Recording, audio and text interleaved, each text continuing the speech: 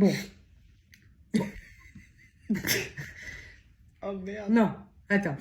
Nous, on voulait juste faire une soirée sur le thème. Ça va être compliqué. Faut surtout pas que je te regarde. Moi, si je me regarde, ça va. On a confectionné pour Yvette un petit rappel tout.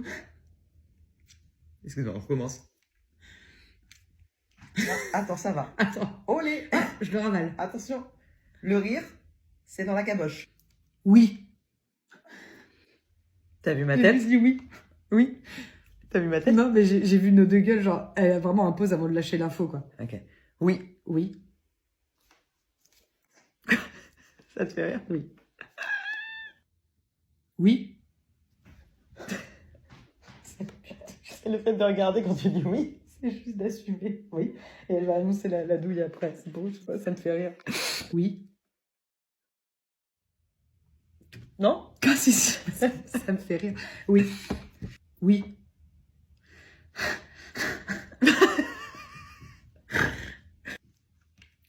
Oui. Ah, C'est le regard. mais oui, c'est vraiment le fait qu'elle va annoncer.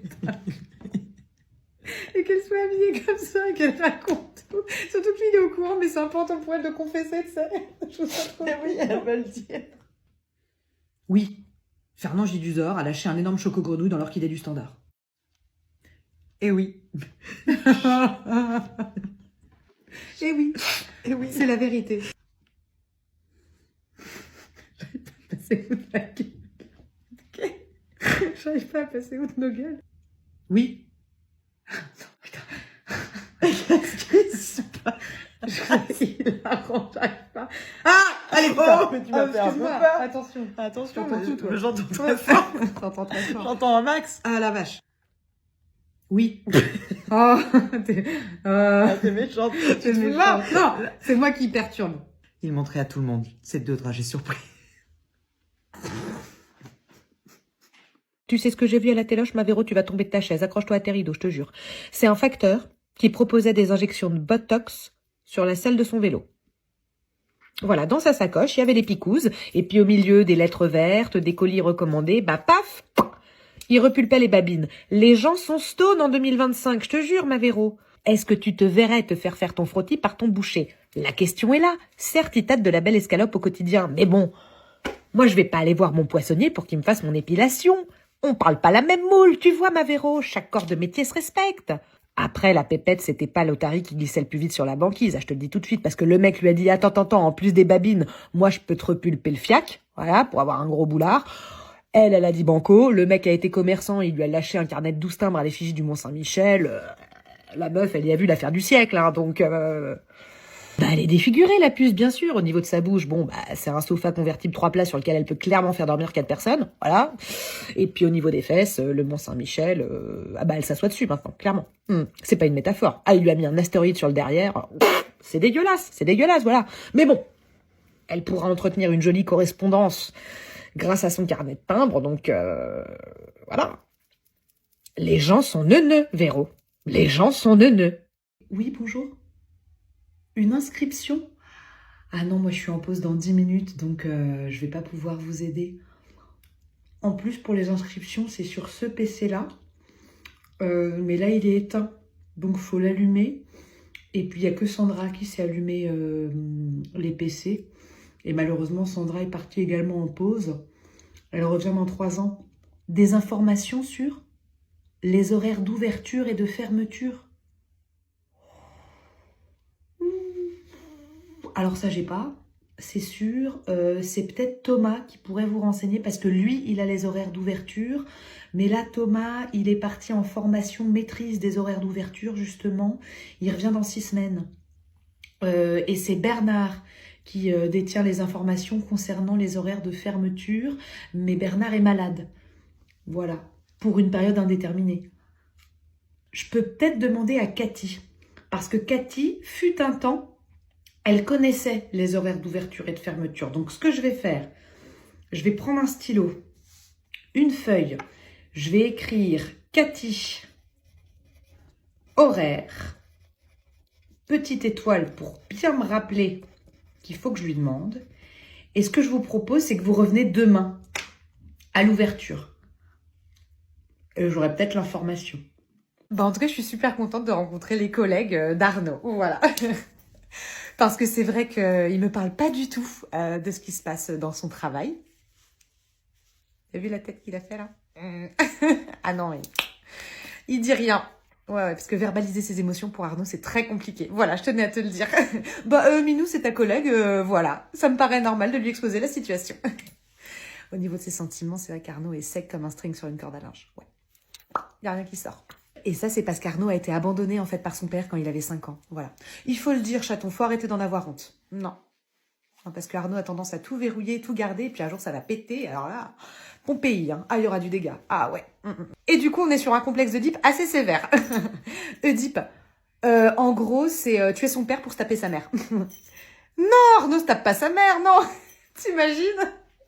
Non, c'est juste que sa relation avec sa mère est très fusionnelle depuis le départ du père, voilà. Donc pour moi, c'est très dur de m'insérer, d'exister. J'ai du mal, quoi. Et je sais pas si tu l'as remarqué, mais Arnaud cherche toujours un coupable dans les situations conflictuelles. Tu l'as remarqué? Qu'est-ce que je disais? Même au bureau. Il ne se remet jamais en question. Le syndrome de la victime, bien sûr. C'est pas moi, c'est les autres. Ah, tu vois? Grillé. Oh bah Minou, pourquoi tu t'en vas? Oh, il est vexé. Ça y est. Oh là là. Ouin. Voilà. Vexation systématique quand un sujet sensible est abordé. Alors là, on est en plein dedans avec Arnaud. Oh! Mais t'inquiète pas, il va revenir parce que bon, il a quand même un gros trouble de l'anxiété de séparation. Donc, je suis un peu sa bouée, quoi, tu vois. Je suis sa Laure Manodou. Ah, il s'accroche. Mais je le lâcherai pas, hein. Je t'aime, Minou! Ah, regarde, il est au centre de l'attention. Il va péter un câble. Ah, il veut se foutre la tête dans le sol, là. Il supporte pas, ouais. Camille, je vais être très claire. C'est pas à vous de faire une thérapie, Camille. C'est à tous les connards de votre entourage. Toutes ces personnes toxiques qui gravitent autour de vous et qui vous prennent pour un paillasson, Camille. Tous ces suceurs d'énergie qui vous ont inspiré toute votre bienveillance, votre positivité et qui vous font croire que c'est vous le problème. Parce que non, Camille, c'est pas un souci d'être trop sympa, trop bienveillante, trop gentille. Non. Par contre, quand on est trop méchant, trop égocentrique, trop égoïste, eh ben ça, c'est un problème. Et c'est ces gens-là qui ont besoin d'une thérapie, Camille.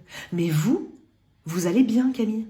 Sylvain, votre DRH, qui vous a dit hier que vous étiez une godiche sans cervelle et qui vous a vu foncer aux toilettes en larmes.